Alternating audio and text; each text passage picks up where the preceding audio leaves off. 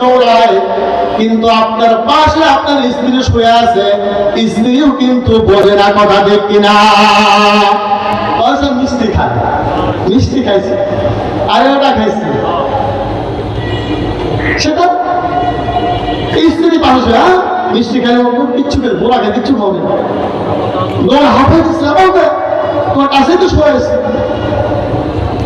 বলে আমার সাপে দৌড়াইতেছে, আমাকে পাগল দৌড়াইতেছে, আমি এই জন্য হাবাইতেছি। বলেন কাছে শোয়া আসতে বাগে দৌড়েছে?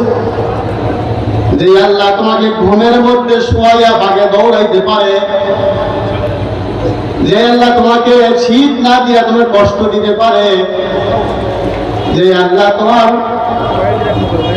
তোমাকে শাস্তি দিতে পারে যেটা দেখা যায় না, ওই আল্লাহ যখন তুমি দুনিয়ার থেকে বিদায় দেহ লাগে না, যখন দুনিয়ার থেকে বিদায় হয়ে যাওয়ারে বাবা, তখন তোমার রূহের সাথে শাস্তি শুরু হয়ে যাবে। রূহ শাস্তি হবে, হাতের সাথে কোনো সম্পর্ক নাই রে বাবা। যে যে অবস্থায় দুনিয়ার থেকে বিদায় হয়েছে রে বাবা, ওই অবস্থায় দুনিয়ার থেকে বিদায় হয়েছে, ওই অবস্থায় আবার মাটির থেকে উত্থাপিত হইবা।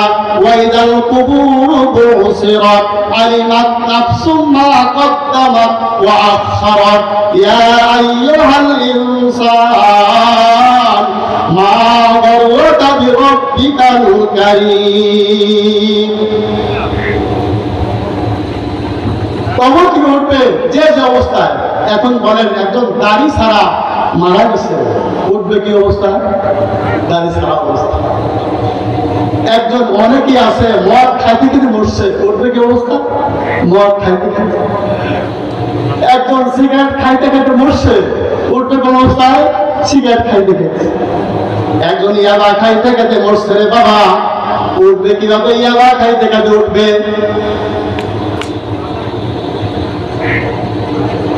একজন গাঞ্জা খাইতে খেতে মরছে, গাঞ্জা খাইতে খেতে উঠবে।